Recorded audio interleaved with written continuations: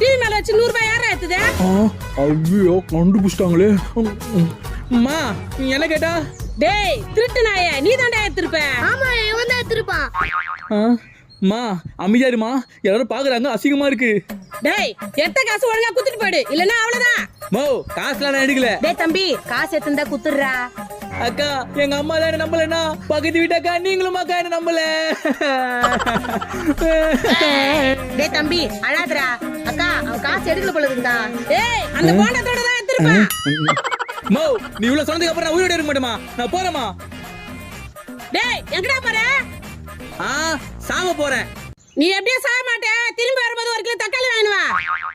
தக்காளியா? காசு யாரு கொடுப்பா? அதான் இவகிட்ட இருந்து ஆட்டிய போட்டல, அந்த காசுல வாங்கினு வா. காசா?